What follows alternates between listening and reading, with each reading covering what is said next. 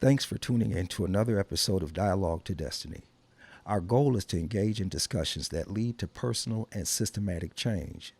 These conversations can broach subjects that some may find offensive. It is not the intent of Dialogue to Destiny to in any way offend.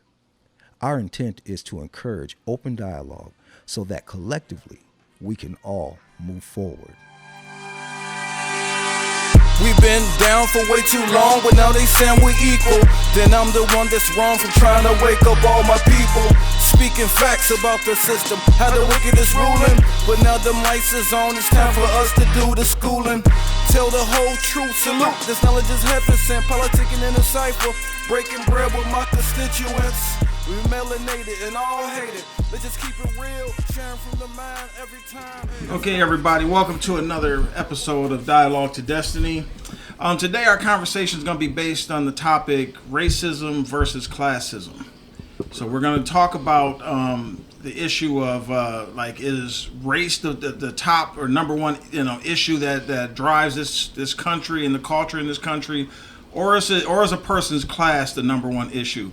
Today, joining us in this conversation is Vlad Coleman. He has his opinions of the issue, and I'm gonna go ahead and pass it over to Vlad and let him give you just an idea of who he is and what he brings to this conversation. Appreciate you guys having me today. Thank you. Like Dack said, my name is Vlad Coleman. I'm a friend of Dack's son, Derek Whitfield. We've been friends since high school days, so been a long while. And for me, I've been working in corporate America for about 15 years. Growing up through regular struggles like everyone else, moved around a lot and just seen a lot of different things. And I just think this is a topic that people need to discuss. There's a lot of different topics that we all need to start discussing more so we can start moving forward and get some changes really made. And the issue is when a lot of people don't really want to talk about it. So glad you guys have me here so we can get this discussion going. All right. All right, Steve, you got something you want to start it or kick the conversation off with? I'll let you go ahead and start today, and I'll follow your lead. All right. Well, I guess my opinion on the issue is I do believe personally that race is the number one factor that determines how you're treated, your altitude as to where you're going to go in this world, and just other things. And the reason I feel that way is because there's too many examples out here of black people that are successful, are highly educated, and they still find themselves in a position where they're having to defend their race. For instance, you have people like LeBron James, number one basketball player in the world, probably the most popular athlete, single individual athlete in the world, and he still has to deal with fans or media personnel attacking him. Oh, why don't you just shut up and dribble the ball? Things like that. Those aren't things that people in other, especially in what we call in this country the majority race, that they ever have to deal with. They don't deal with those subtle things that black people deal with, as far as just where we're someone that's not even close to the same level as as on the socioeconomic ladder as you are, still feels that they have the right to some to, as they might say, put you in your place. So that's just one of the, I guess, the main reason that I feel that race is the number one factor. What would you say, Vlad? I would have to say I definitely agree with you that race is pretty much the first thing you see, no matter what class you're in. Like even if you're rich, if you're the top 1%, if you're a dark-skinned person, we can see, hey, you're still black. They can still see it. So I do think that's one of the number one factors, and I would say racism is definitely a lot deeper than classism when it comes to affecting communities and everything. Even when it comes to the housing industry, and done a little research on that, and they were talking about like how for black people we get higher interest rates and stuff like that, and there's just so many different things that we gotta go through just from racism alone. Yeah. What's your take, Steve? Well, some of these people don't even see themselves as racist, so we might have to shake them up or wake them up or open their eyes with some of the other isms that are out there. Maybe it's their entitlement. Maybe it's the elitism. Maybe it's the egoism that keeps them from seeing the racism in their actions. They're starting to use words to identify feelings that people of color have had, whether you're indigenous, black, melanated, or whatever words you want to choose. They're starting to use words like cancel culture. You've tried to cancel my culture from my even coming to these shores. You've tried to cancel it. You've tried to cancel the Native Americans' culture when you move them from off the reservations, or off their lands, I should say, onto reservations, and moving them out of state, man, to try to take their language from them. What made you think you were entitled to do that to some people's land that you came and stole? The entitlement. You're seeing an uproar of people around here because now I'm being treated just like the other people. There's no demarcation in between my color and your color as far as what I'm making, where I'm living, and how I'm living, how I'm getting through life. You're starting to have to accept the same things that I have to accept. Where it still exists systematically, especially at this day and time, is we have these vaccines coming in now. We know which communities are being hit the hardest during all of this here pandemic, correct? True. But 85% of all the vaccines are going to the white community. 10% is going to the Latinx community, which leaves only 5% of the vaccines that are coming in are being issued to the blacks or into the black community.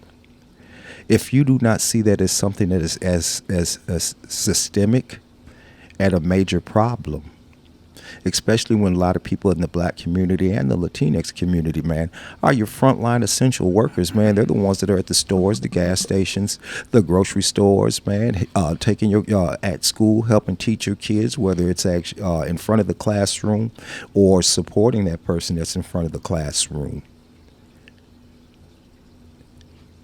It is systemic. Another look at the entitlement. Let's go back a few years to where measles started rearing their head again. You'll have one parent that doesn't believe in taking vaccines and doesn't believe in all this, but they still think that they have the right to immerse themselves into a community around 99 other people who choose to take a vaccine and want to be accepted. Now, I feel you're well within your right to not take that, but it is not your right to expose others. And I think that's kind of one of those isms of classism for those that can't see their racism. Does that make sense? Yeah, but I mean, do you believe that it's? I mean, like, what do you believe is the greatest deterrent to black people, advancing? And do you believe that it's the color of their skin, or do you believe that, that it's their socioeconomic? I don't know. I mean, because I look at. Go ahead. We've done more with less than we are now, and I think right now we do more to ourselves by not coming together than any one person outside the race could do to us. See, once we start to come together for real, we have moved. We have moved the political agenda. We have moved the needle throughout society every time that we've dared to come together.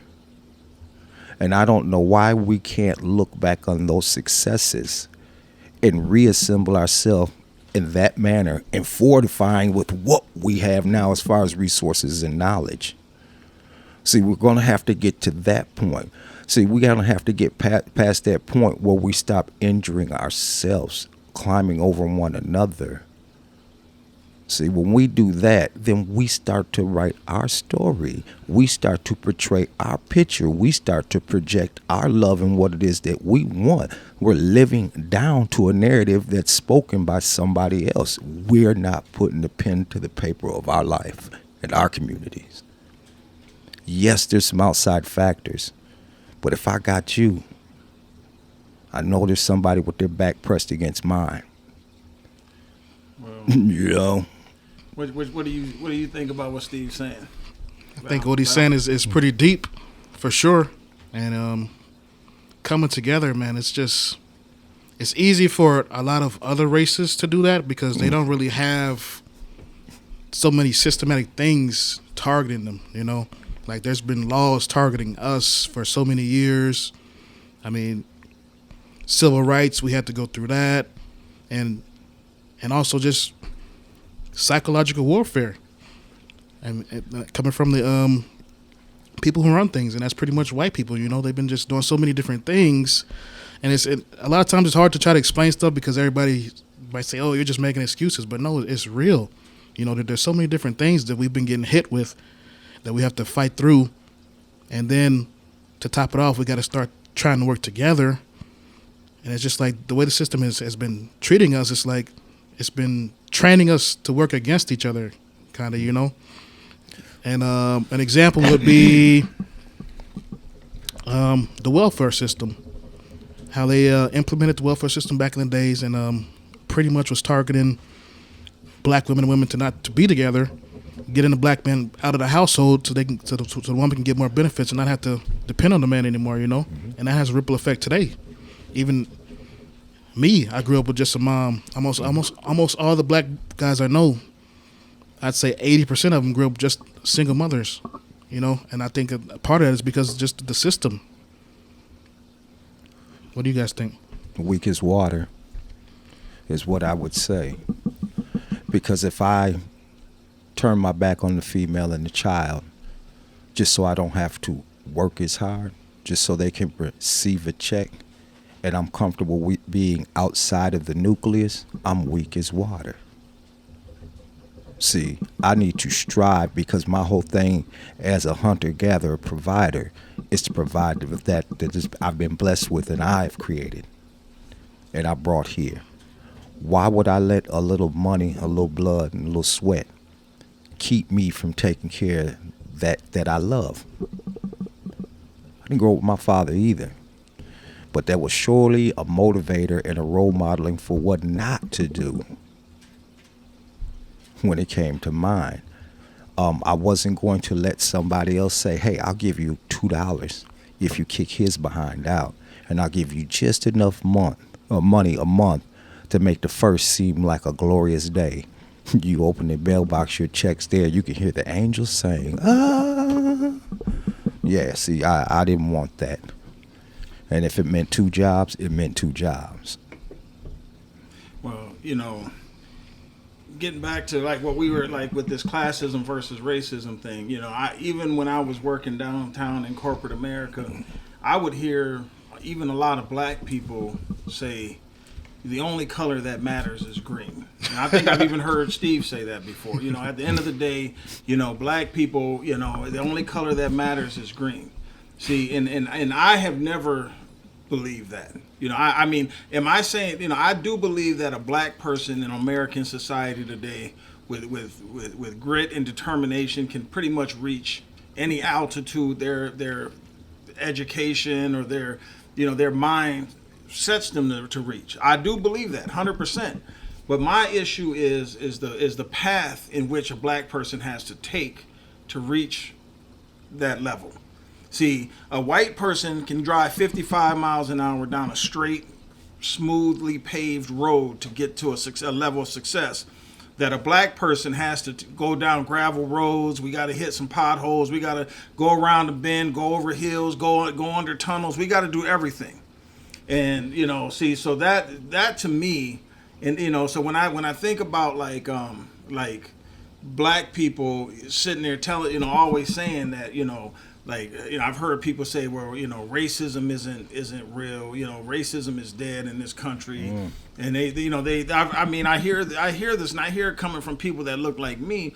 I always wonder, you know, because sometimes we as black people, we get to a certain level of what we consider to be success, and we don't have the ability to think about the 99% of black people that don't have that didn't see that little window of opportunity at the right time that we happen to see.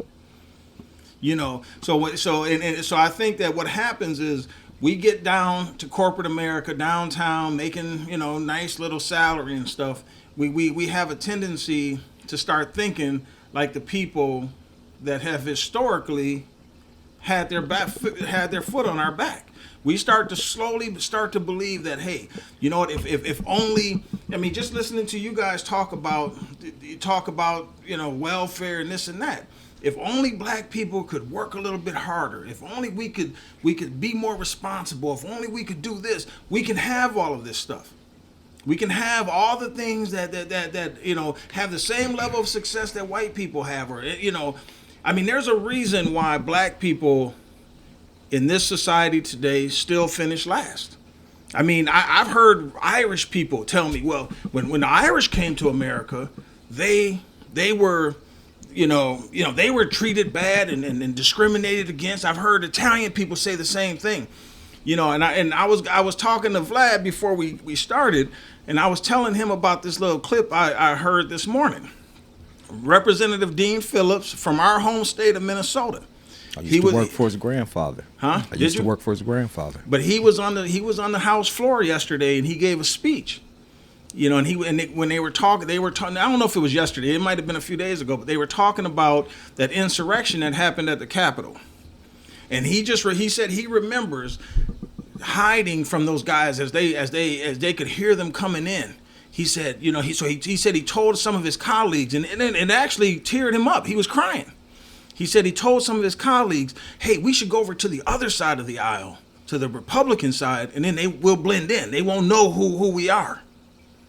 And then he said that once he said that, he realized that there's people on his side of the aisle that won't blend in. And that's when he had an epiphany on white privilege.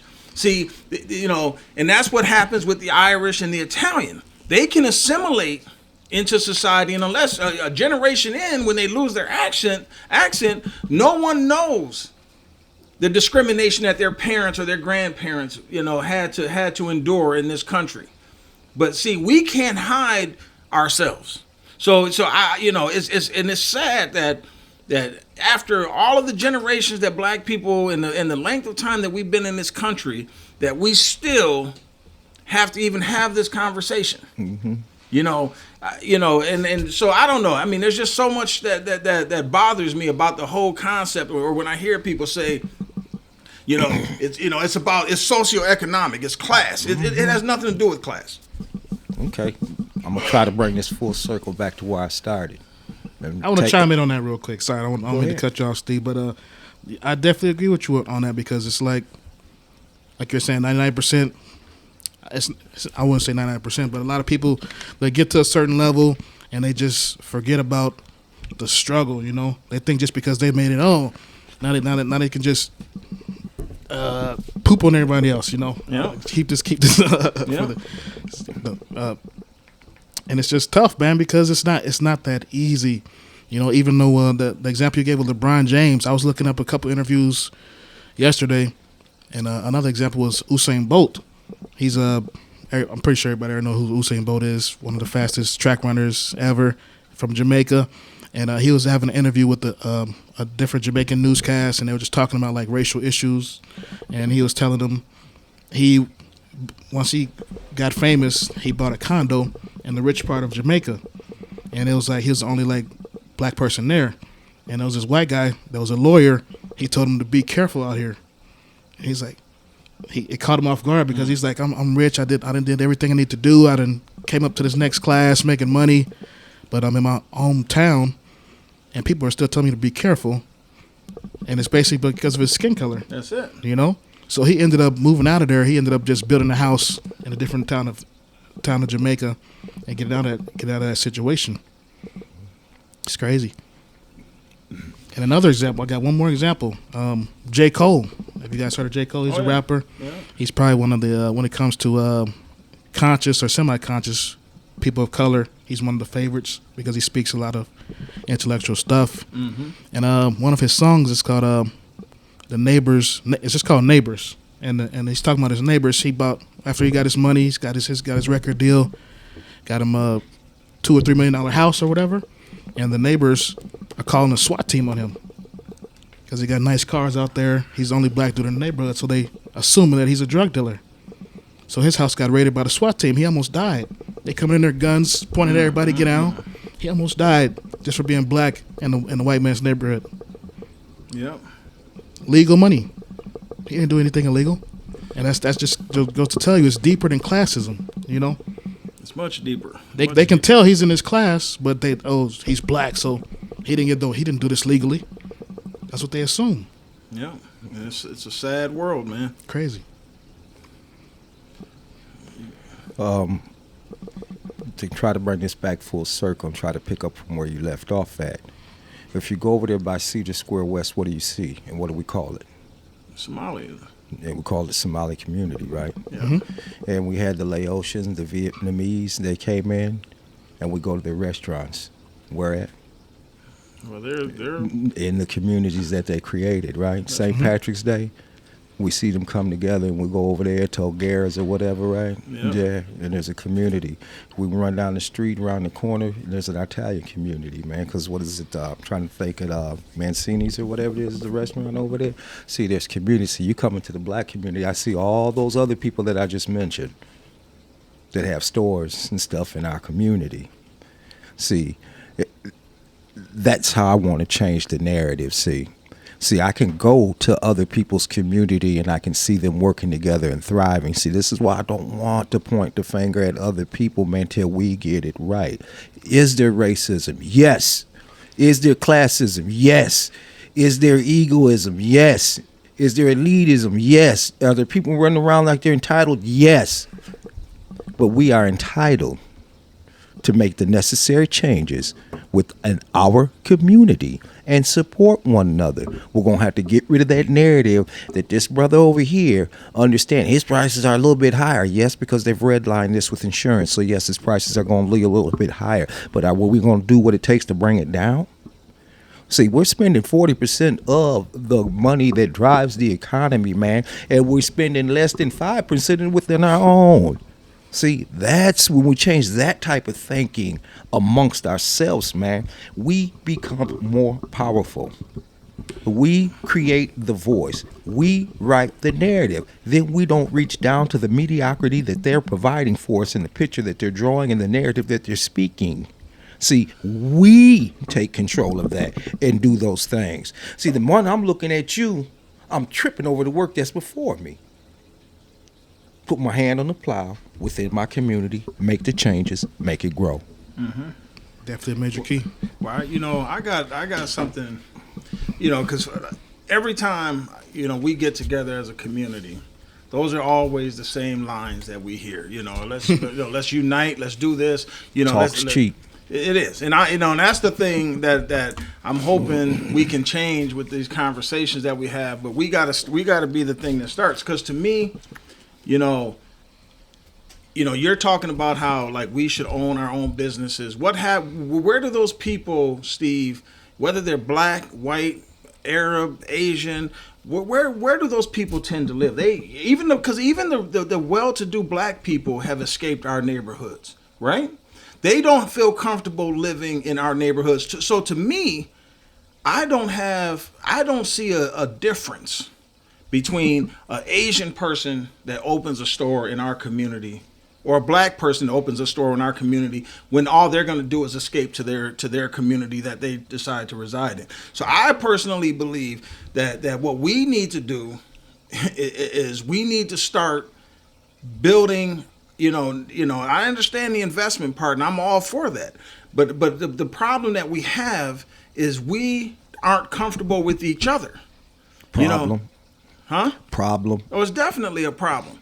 We can't live. I used to hear people all the time. Oh man, I ain't living in that neighborhood, or I ain't living in this. And you know what, man? Like I said, we can't expect other people to want to be in a community with us if we can't be in a community with us. So I get a little. Point. I get a little bothered sometimes, man, when I always hear black people talk about investing in this and investing in that. But the problem is you know, if the successful, if the black people that really want to see change in the community, want things to be better in the community, if they would learn to say, hey, spend a little time over there, you know, talk to people, try to go up and help improve the community, live in the community. You know, be willing to say, hey, you know what, I'm gonna be this catalyst to change. You know, I'm gonna be the bright shining light on my block. And then hopefully I can get 2 or 3 more people to turn on their light. And then before you know it, we got a block, and then our block becomes a neighborhood, and then our neighborhood becomes a community. But see, the problem is like I said, we get to a certain level of success, and all of a sudden, you know, because the reason why I'm saying this is because, like what Val was saying about J. Cole, and you know, and it seems like all these people do the same thing. You know, we find comfort living around people that really don't want us around, and I'm okay with them not wanting us around. If they don't want us around, well, why can't we build that same thriving community in our neighborhood? No, Steve, but it's not all what you're talking about. Investing in the neighborhood. I'm talking about living. I'm talking about planting flowers in your front yard, taking care of your properties. You know, because once you get the neighborhood attractive, you're going to have investors. Without a doubt. And I'm talking about investing in the communities with which we live, which will always be my narrative. But like I told you last week, last week, when I throw a pond, I want the first of the centric circles that ripple from the pebble being put in the pond or thrown into the pond to ripple in my own backyard. So, that's what I said. I hear you. You know, and when I said, and then the comment that I was labeled with, you know, only color that matters is green. Yeah. It's like I said, they only deal with us because the only color that matters to them is green. They don't give a damn how light or dark you are if you can bring me green. So that'll clarify the statement that I was just cast on me. Oh no! I mean, the thing is what, you know, going back to like the topic, race versus classism. You know, I keep, you know, like I said before, man, I don't understand how we have bought into this narrative. Because I believe that the other communities have almost taught us to not trust. I mean, going back to what you were saying, not trust each other, not want to work together. We're more inclined to trust the other people, so we'll go to their store and you know, we'll patronize their businesses. We'll do all of that because we have a serious distrust for each other, and I think that's because we've been conditioned, and I don't know how we get past that. I don't know how we get to a place where we don't look at each other as an adversary. You know, what? It's gonna be tough, huh? It's gonna be real tough. I'd say one of the only ways that we're really gonna get to that point is through knowledge and education, and having more pride in our people through education. You know, doing studies and research and just seeing where we actually come from, because so many of us, the problem about why where we're at today is because a lot of us don't even know where we came from. We know slavery, but before that, you don't know, like, personally, your ancestors, what did they do? Were some of them actually kings? Were some of them princes? Are you actually from North America? Are you native, a black native? A lot of us don't really know, and that causes a problem. Cultured. Cancel culture. A lot of us don't really know where we came from, so that puts a damper on us, because a lot of other people don't have to worry about that, you know. Yeah. Okay, let me just share a personal story, man. 2 in 1 day, man. Classism. Me, the perpetrator of the classism. I'm in the store. Everybody knows I smoke cigarettes. Buying a pack of cigarettes. Dudes in the store just messing with 2 dudes in the store, messing with the staff and everything else. Looks over and sees my purchase. It says, "Dude, give me 2 cigarettes." I said, "Dude, no." Give you 2 cigarettes. Right. And then I turned around and I turned back and I said, "Excuse me, sir. Forgive me if I came off harsh, man. But I get tired of going on my way to work at 4:30 in the morning to make a dime, and you're already asking me for $1. And I need to take care of my family." You know what I mean? His friend said, "Punk, follow me out the store. Punk, if I need a penny, I'll take your shoes." I told him, "That's a bad idea. Come and get them." When was this? This was Thursday. I told him, "Come and get them. They're yours. You can have them. Come on."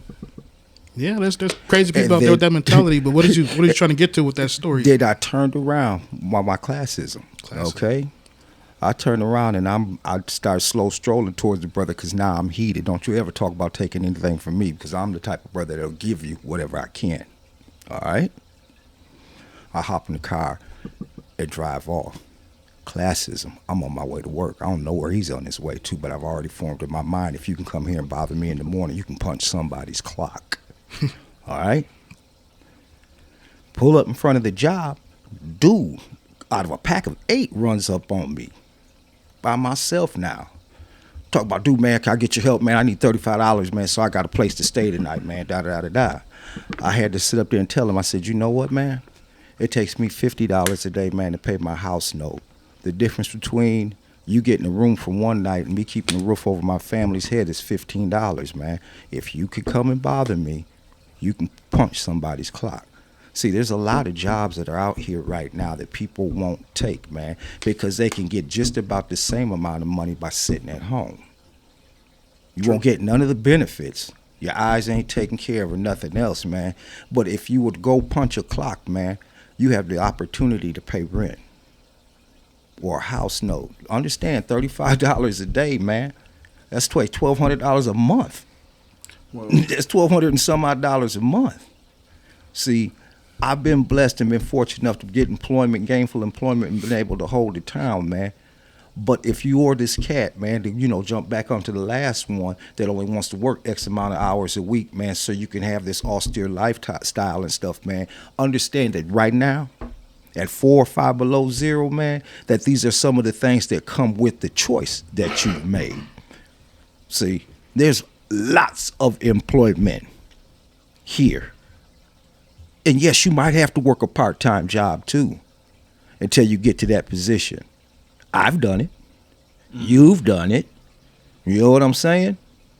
Because you had a certain expectation and you had needs that you needed to take care of, and being the type of father that you had, you wanted to be able to supply some of them wants for your kids too, so they would know how to grind and pull themselves up and eventually get a pair of boots to put on to pull themselves up even further with them. But see, we gotta get these brothers, and sisters and these young folks to get the pair of boots. See, right now they keep slipping on other people's shoes and stuff, man. Well, see, the thing is, there's a difference though in somebody that's trying to live an austere life to me, because the thing is though is there's some, everybody that chooses to live with minimum means, they're not going to be out there begging and asking. Right. So that what you're talking about is somebody that they choose to live an austere life, but want to sponge, use the resources of other people. I mean, and to me, like I said, in a lot of ways, yeah, that's just a fancy word of saying that you want to be a bum. But some bums are comfortable in their place, and they're not going to sit there and harass other people and ask other people to make up for their shortcomings. So,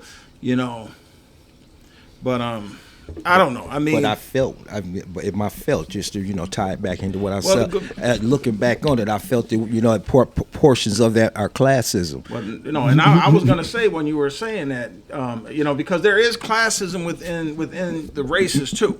Oh yeah. Oh yeah. So when how do you think that there's a difference in cross-racial classism and racism? I mean, in same race classism. Empathy and sympathy. What do you mean? Empathy and sympathy, man. Now, if you're doing this because this is from your heart, man, that's your empathy, man. But if you coming up to me trying to pat me on my head talking about, oh, bless your heart, you know what I'm saying? It's like, oh, it's too bad. You know how they are. You're doing something out of the goodness of your heart, man. You're doing it for my inefficiency and not my growth. Or what you say is my inefficiency. Mm-hmm. You know what I'm saying? And your thoughts, see, what it is really is there's some of these roadblocks and these hurdles, see, You see what I'm saying? Some of these the slanted playing field. I'm gonna get my my nephew, my niece, or my friend that's underqualified in here against somebody or person of color, Native American, Black, Latino, melanated, whatever, that's qualified. See, those things kill us more. As you know, the company and the opportunities for the people that are in the community that are qualified. Because I know and love you and you look like me, I'm gonna put you unqualified behind in this position, where it takes the company 2-3 times as long to train you behind, and they'll lose during those expected loss that comes with the training and employment. Man, they lose more of that money there, man. And then there's the errors that are made beyond that too. Yeah. But we rather put this person in this position, man, to get money, have a job, have eye care, have dental, have medical, and they're underqualified. You got something you want to add? Or because what I was thinking is what I see is like the difference is, see, there's almost like a reverse classism when you deal with black versus white, because like I was saying before, even a poor white person has the or they feel like they do have the ability to display their open racism, to you know what I'm saying. Even if someone knows that they're in a completely different socioeconomic class than you are, but they happen to be part of what this culture here considers a privileged race. They still feel like hey, you may be richer than me, but at the end of the day, you're still black. Okay, what do they call the longest bridge in the world? I have no idea. The one I crossed to come to your house. You didn't know that, did you? Mm-mm. Yeah, the Lowry Bridge is the longest bridge in the world because it goes from Poland to Africa. That's the joke. From the north side. Okay, from the north side to the northeast, right? Here you have people that are working the same jobs for the same money. Houses are worth about the same. Only thing that has changed is that bridge and your zip code. All right? Mm-hmm. Same social strata economically. Yeah. You know what made it better? What's that? The bridge that went from Poland to Africa, because all the Polish people said, keep your behind. That's why it took us so long to build the bridge, too. Well, they've had a bridge from there to here for... Right, and then they tore it down and rebuilt it, and it took them look at the amount of time it took them to rebuild the bridge on 35W as opposed to this one here on Lowry, okay? Which brings me back to the point. I feel comfortable, I feel entitled, and I feel better than you and more elite than you because none of you live where I do. So it was just the bridge. Man, they carry that idea everywhere they go. But they fought. I'm only talking about where we live, man. Something that we can really put our eyes on, see that where we could really have an effect. All right, because this is our backyard. Now that has transitioned over the past 20 years to even point. My daughter went to Edison. Now you and I didn't want to go to Edison for any reason whatsoever. Mm-hmm. Okay, why? Because it said, do not come over here. And when my grandfather worked over here, he was like, I'm out of here. Work's over.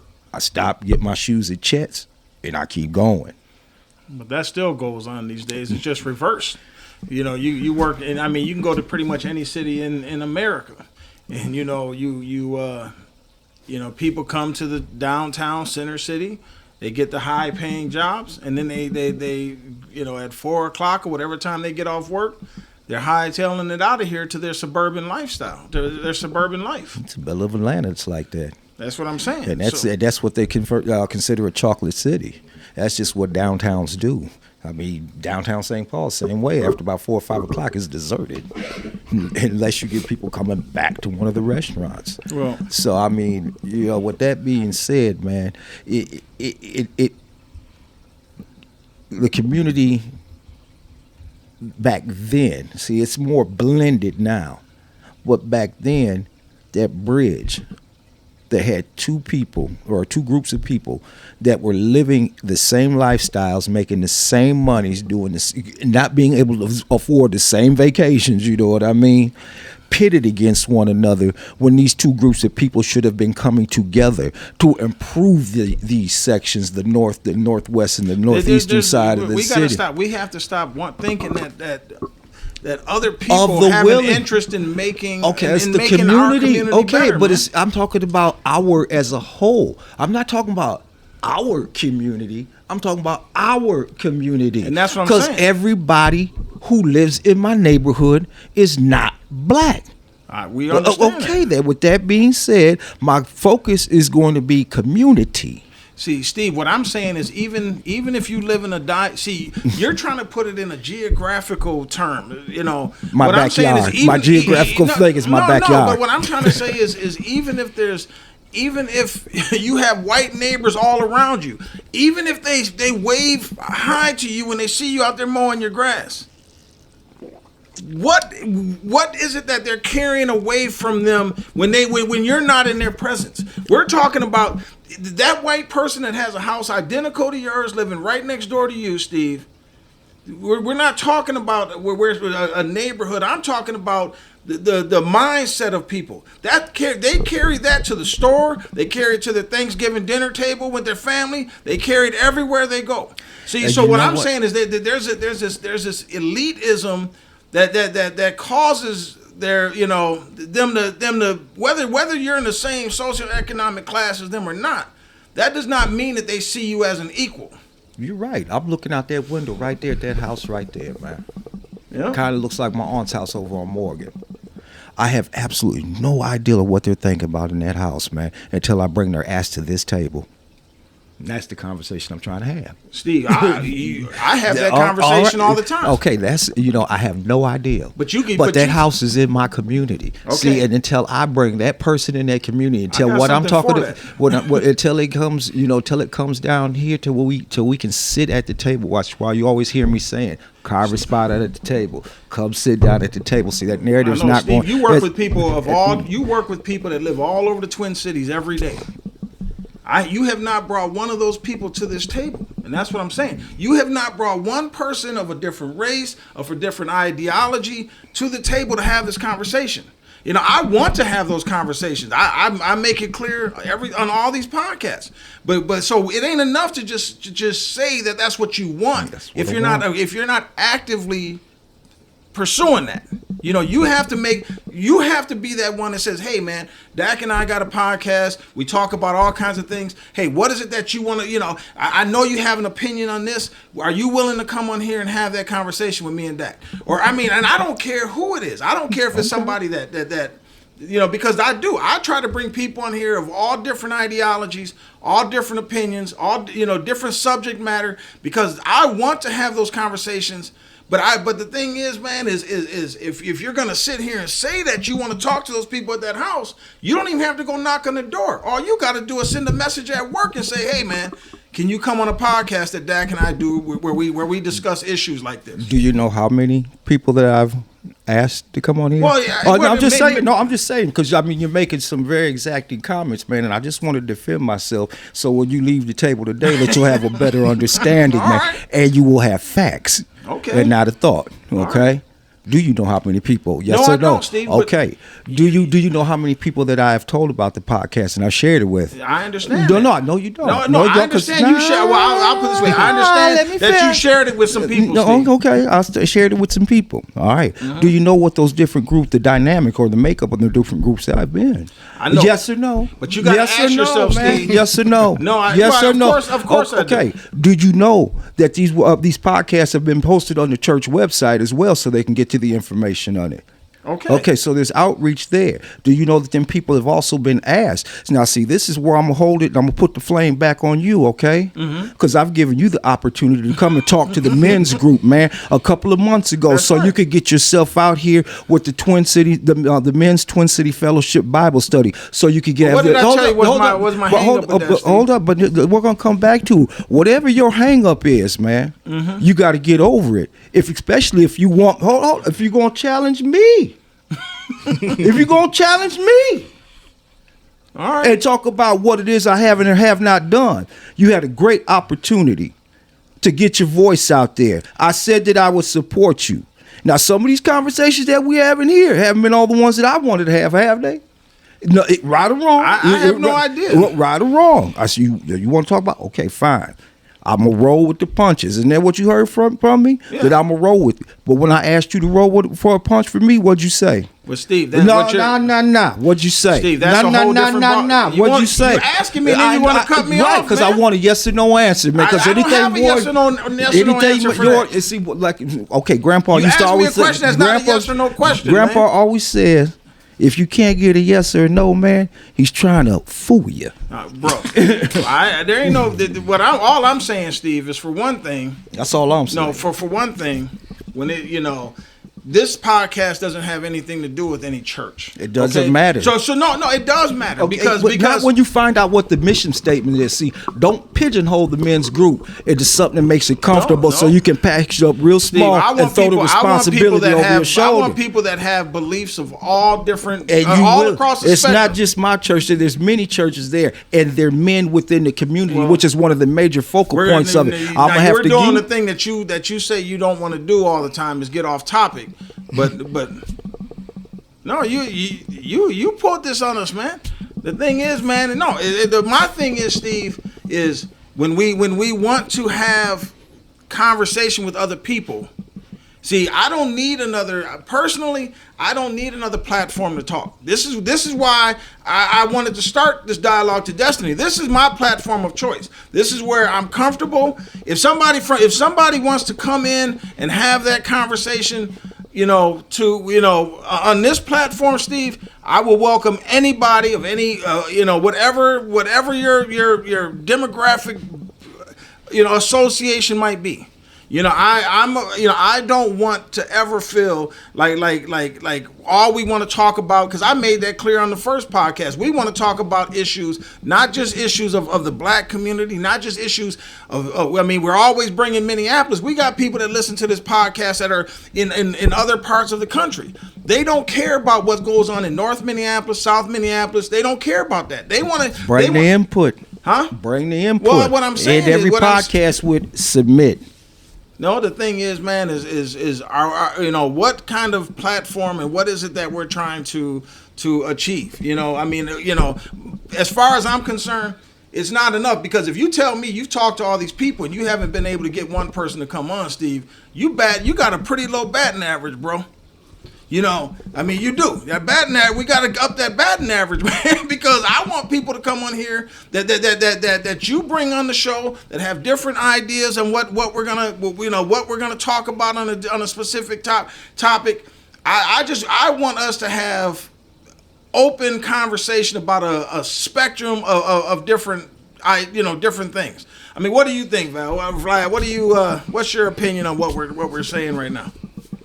I definitely believe it's good to have conversations with a lot of different people, a lot of different races as well, a lot of different classes as well, so we can get the viewpoints of everybody, and people that disagree, you'll be able to talk things through so we all can get on a better page. And that's what I thought that's what I want. That's personally what I want in this whole podcast, is let's get people on here, whether I agree or disagree. Maybe there's something that you can say that's, even with the last podcast we did with my brother, he said some things that I agreed with. That I should be a little more conscious about how I spend and what I eat and different things like that. There's because I've wasted hundreds of thousands of dollars in my lifetime just on nothing. I would love to incorporate some of the things that he talked about. Now, he and I don't see eye to eye on a lot of stuff, especially when it comes to that kind of lifestyle. But if somebody can come on here and bring something that goes against what I've always been conditioned to think and conditioned to believe, whether it's on the issue of race, religion, politics, whatever, I invite them on here because I want that. I want people that don't necessarily agree with me. You know, it would be, I think it would be a very boring podcast to sit here and listen to 2 guys or 3 guys going back and forth talking about how you know, just displaying all the things they agree on. Right. You know, I want people that can bring something, bring some different change, or bring some different ideas to me or different to this show. Well, you done talking now, man? Man. Oh man, what's up, man? You now you're the cat got your tongue, huh? Yeah. I mean, what do you want me to say? I mean, what do you want me to say? Really? That No, you're I not mean, just what- gonna what- stop me in the middle of? I'm not gonna stop you in the middle Yes, of anything. you are. But one thing I was gonna tell you this, Steve. Going back to just before you haven't started yet, so I ain't stopping you in the middle of nothing. But going back to what, you know, like the last podcast, you know, I saw, you know, a lot of interrupting on both. I feel it was on both sides, but I was thinking to myself, see, you come from a household where you were the only child. Now, Darren and I come from a household, or Dreadfro D, we come from a household where there were 7 of us. So when there's 7 kids and they all want attention, they all want to be part of the conversation, you're either gonna butt in, you're gonna make, or you're gonna be silent. Your voice isn't gonna be heard. So I think for some people, and I wanted to apologize to you about that, because I think some people can't understand that aspect. That you know, that because it gets frustrating to people when they think when they feel like somebody's constantly interrupting them. But the thing is you know, I'm a person that I like to make my point and I move on. See, I don't like to necessarily always go through this long drawn out story, you know, and so I get very impatient with people that go into a narrative of painting this picture. Okay, and I, you know, in all fairness, yeah, you may have seen some of that out of me, and if it's just for that reason, you want to make your point and move on. You don't want to listen to counterpoint. See, and there's where it becomes, you know, difficult for me. And if you remember last week, I waited probably a half hour in there before I even said anything. And then when I got the opportunity, and this was after giving your brother 15, 20 minutes of speaking, the minute I start to speak, he's coming and chopped me off. That's disrespectful. 7 kids in the family, fine. One more than the Brady Bunch. My mother comes from a household of 11 kids, and they had enough sense that they had to.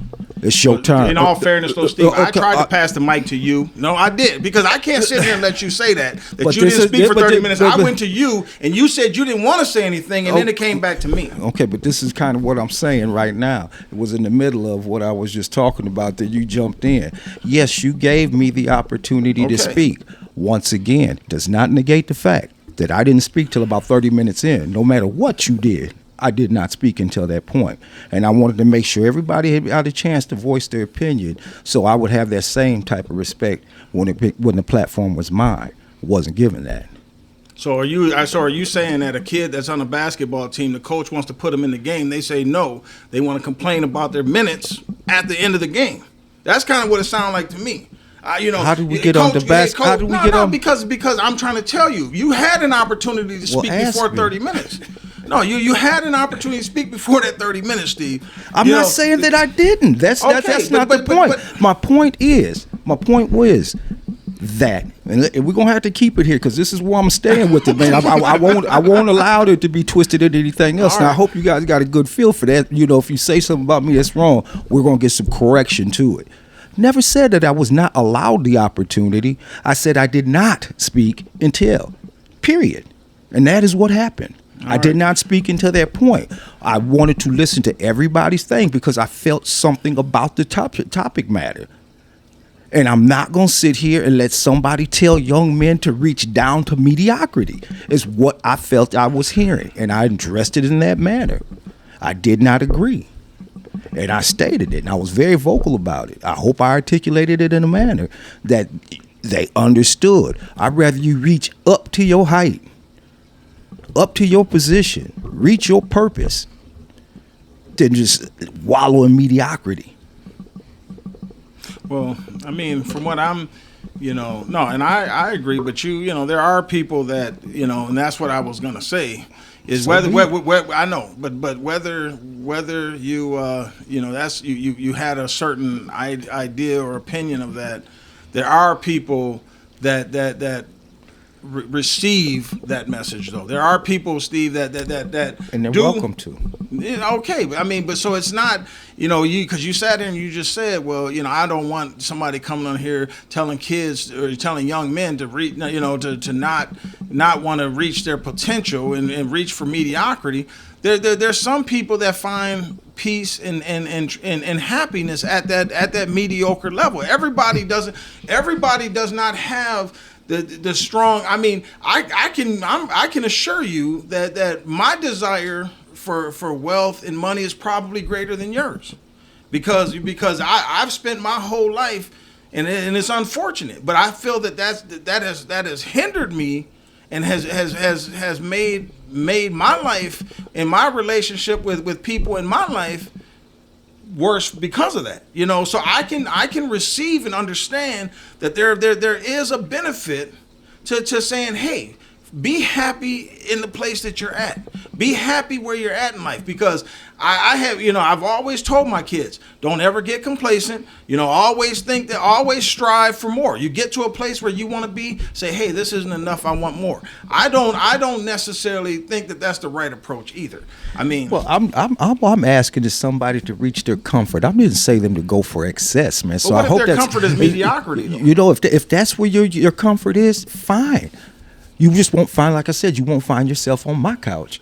If you need help, it's a bed of nails, like I told you, and I meant that. No. If that's your choice, and I've said that sitting here today, if that's your choice, that's where you want to be, fine, do that.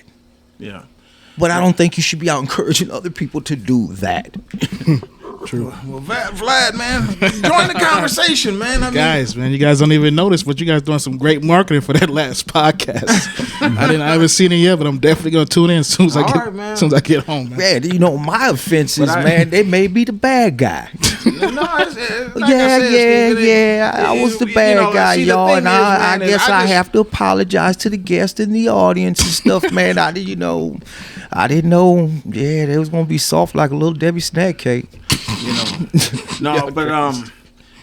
But kind of getting back, I see what Justin had written down over there about how MLK, that was a big part of his thing. Is he got killed.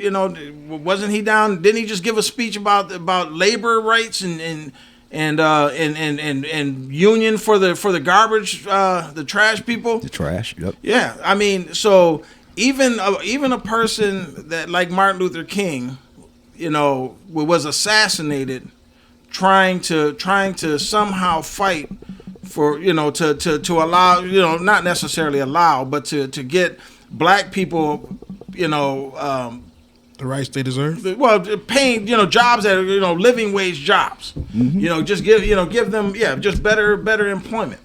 Okay. Well, that's what the topic of the conversation is. You don't have an opinion on that? Okay. What do you mean? You're throwing. Okay, you're saying what? Are you talking classism or racism? You're saying what are you coming at this for? I'm coming at that because that's what we're here to talk about. What do you think? Racism and classism, that's right? Right. Okay. What do you think about that? The fact that they killed Martin Luther King, and the fight continues. The fight continues, right? This dude is. So you're trying to say. Right. Did you say that's classism or racism, or what are you trying to say? Right. What I'm saying is white racism doesn't allow black people to address the issues of classism. You know what I'm saying? You know what? There was white people that backed him in order to get this thing done in Tennessee with the trash, the garbage removal strike. The garbage strike and everything to get him back on there. See, there was. Just to draw a picture, somebody from QAnon that didn't agree, that went out and shot him. Okay? Mm-hmm. All right. That was an individual, James Earl Ray, right? Well, I know, but Okay. I mean, we're gonna bring it up. Let's Go hit it ahead. from all standpoints. Don't put that on all white folks. Put that on James Earl Ray. Yeah, it comes from a group of people that did that, but don't blanket him, because I get really pissed off, man, when somebody from the black community does something and I have to wear their shame. Don't Well, do that to people. Don't do that to a group of people. Steve, Let's address that's the a issue. ridiculous argument, man. Okay, well, I think it's a ridiculous argument. think That's that's- what you say, they, and No. you encompass all white folks, man. I did. Well, does they encompass? Am I saying all? But I do believe, Steve. But I make do, it clear. Now you're gonna come up. I actually said they because I don't think it's clear who killed Children. Martin Luther King. I agree, and that's what I was gonna get to. It was I proven mean, in he court took that it was he the took the government fall fault. for It it. was proven in court.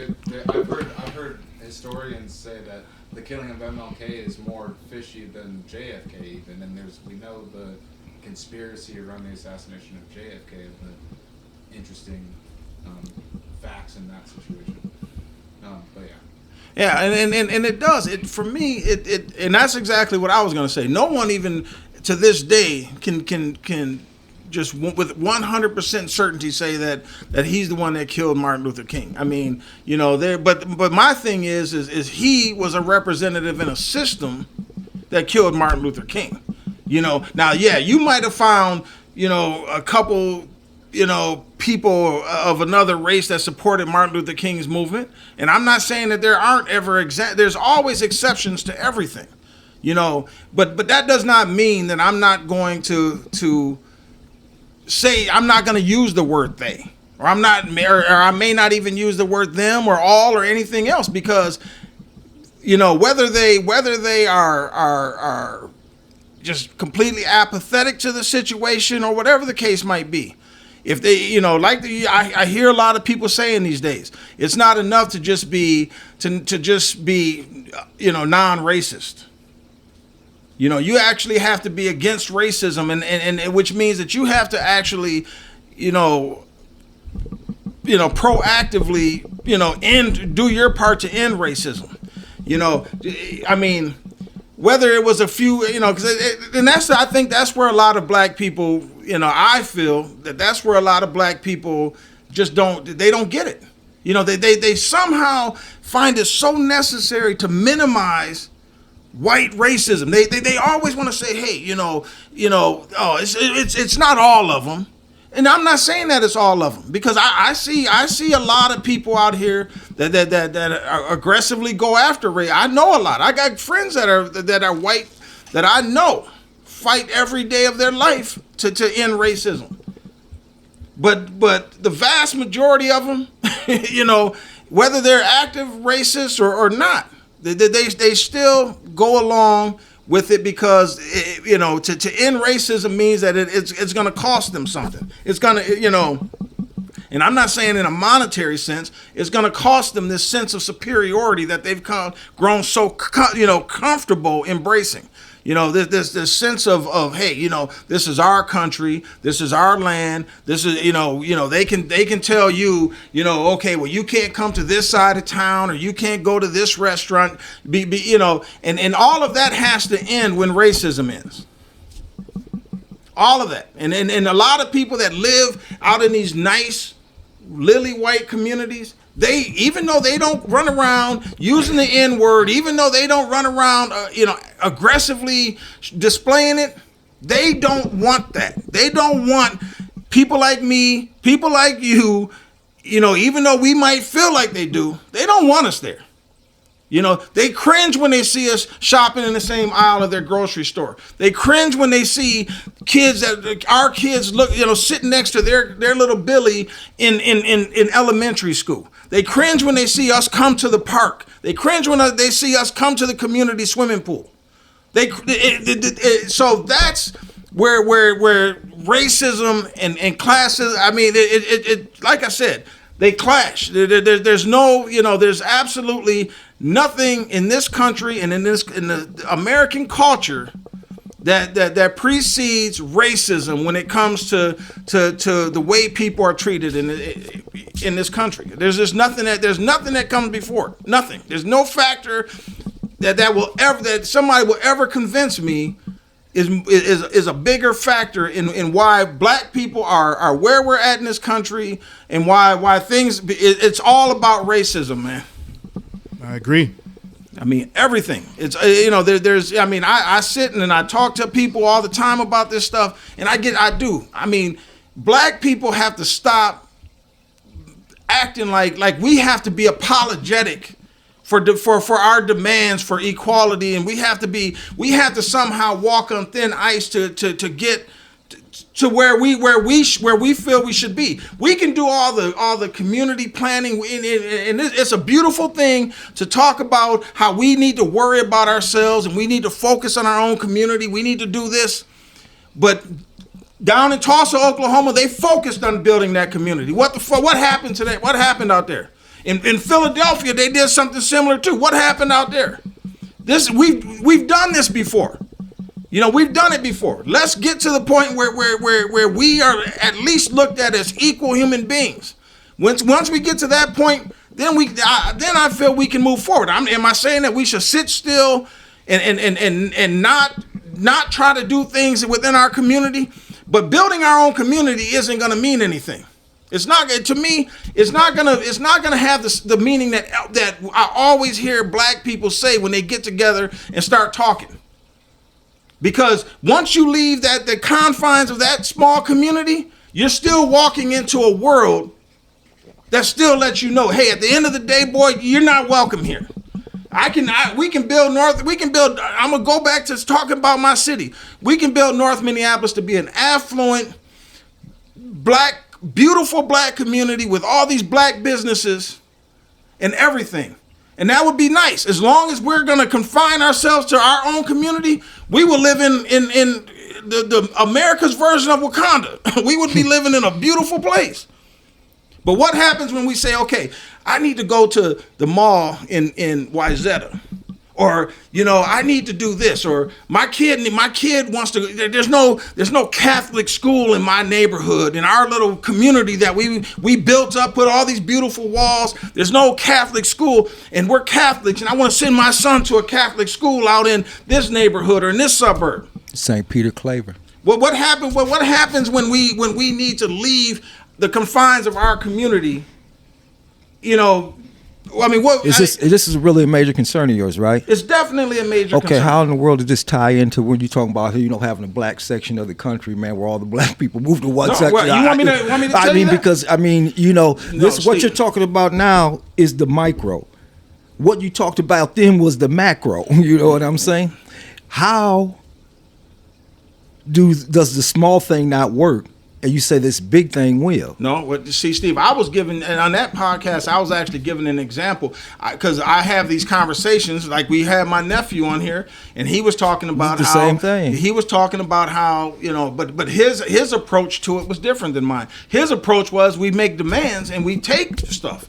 My thing was, what I was saying is, pull resources together. No, that's not what I said. What I said is we need to flood so many. We need to just, like, if say we selected 3 states and we said, hey, each of those states, if we I'm talking about changing the demographics of those states so that we can vote.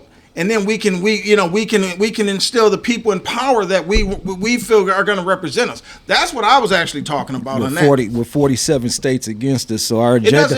Steve, my thing is, if all you're worried about is a black community, that's what you're worried. You're building your black community. Doesn't matter what the other 47 states do. I guess he still don't hear me. I have a community that's a mosaic of colors. You know what I'm saying? And I'm going to always be there with it.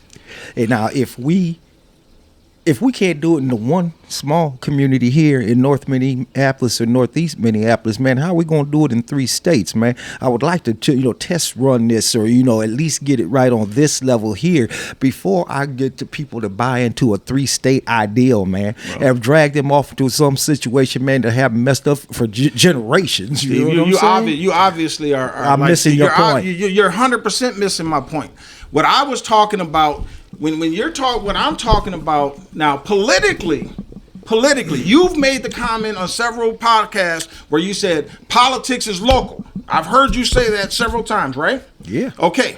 Now, be more conscious of your local voting. Okay. Now, if we build a community over north that's all black, Locally, we're going to be able to elect the black alderman, black school city council member from our district. We're going to be able to elect black people that are going to represent us in that small community, right? So when I say, I was just giving an example. I don't think it's practical, but I was giving an example saying if we were to select 3 states, say black people in this country said, you know what, we're going to look at North Carolina, South Carolina, Georgia. Say we were going to say now those 3 states have a demographic where at least 30% of the people in those states are currently black. Okay, at least 30%. So if you say, okay, well, what we need to do is we need to move 2 or 3 million people, black people, into each of those states. What you're going to do is you're going to control the state government. You're going to control the local government. So these issues of black people being shot by cops, those will disappear. You know why? Because you're going to have a black police chief, you're going to have black mayors, you're going to have black police officers in all of these cities. Because one thing I know, like I said on that podcast you keep referring to, is one thing I know, Steve, being a half-white person, I know white people don't, not all of them, but the vast majority of white people would prefer a community that don't include you. They don't care if you're there. Now, some of them are tolerant of you. Now, whether you want to keep running after them, chasing them down to reach out for their hand, that's up to you. But some of them are tolerant of you. But most of your neighbors that you look at every day, driving their little F-150s and their S-10s, they don't want you there, Steve. So we can keep talking about that. Now, what I'm talking about is changing. I never once in that thing said about businesses or anything. I was talking about completely changing the political, because we were actually talking about police brutality and stuff like that on that podcast. So I was talking about if we want to change our dynamic, that's an option. Now, do I think it's practical or realistic? No, I don't believe it's realistic in today's climate because there's too many black people like yourself that say, hey, I can't live in an environment like that. I don't want an environment that's all black. So there's too many black people out there that wouldn't even be open to listening to that idea. But that doesn't mean that's not practical. Just correction. Never did I say I didn't want to. You just said it, Steve. I didn't say I didn't want to. Did he just not say that? Let me finish. Something like that around those What I lines. said is the community that I live in. I can't just look at just the black because there's more than black in my community. That is what I said. You said I don't want to live in a community that doesn't have a mosaic. That's exactly what you just said. Okay. I don't want to live in and I will say it again. I don't want to because that's not the community that I live in. I have to have an express interest of everybody that's in that community. Plain and simple. Because I know what happens when they stick us off in the corner of a city. I've seen that for decades. I've seen what happens there. I've seen what happens to the Watts. I've seen what happens to the South Central. I've seen what happens to the North Minneapolis. I've seen what happens to the South Side of Chicago. I've seen what happens to Gary, Indiana. You don't trust it, basically, what you're saying. No, it's not that I don't trust it. I see how we get eliminated and forgotten. So you don't trust the system if that... Well, the whole system. The whole system, see? That's why we have to be part of making the change. And all them cities that I name are predominantly black. But there's white folks in them cities too. There's all kind of other people in them cities. And I want to make a community. I want to be part of the community that I'm in. That's where I'm at. We all do. And that's where I'm at with it. I'm looking to help everybody who's on that same strata, in that same community that I'm in. And let's grow. And grow towards something positive. And I want everybody within the community's hands on the plow. Everybody at this table wants that. All right. I put it like this here. You keep saying black this, black that, black, vote this black person in here. And I can't think of somebody who has a more lack of respect of black leadership than you. How is that? Because you said the black leadership around here, we have no black leaders. We have this, that, and the other thing. I don't. Well, some of the people that have tried to get up, man, have been denounced by you. And I will denounce them, Steve. Okay. If they don't have the community's best interest at heart, I will denounce them. Answer me this then. Who's the one? There is no one. How many times have I said? How many times on these podcasts have I said that we don't need a leader. I was talking about that just on the last one. I don't feel like we necessarily need a leader. Now, do we need representatives? I don't, Steve. One thing I don't like is that title leader. I'm not a follower of anybody. Now, if you want to be part of something that's moving all of us forward, moving the community forward, I will be there with you. But I'm not somebody that's gonna march behind you. I'm not somebody that's there to push your narrative and push your agenda. I don't necessarily believe in leaders. I believe we're all leaders. Every one of us is a leader. You know, you can have a million leaders, because I'm a person that I'm not a follower, and I'll never be a follower.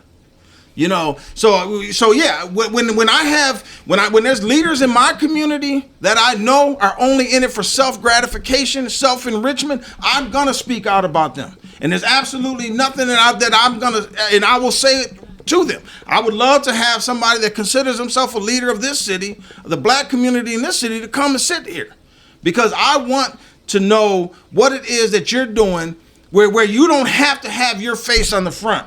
You don't have to have your face on the cover of everything. See, a person that to me that has the best interest of the community at heart, Steve, their name doesn't have to be on anything.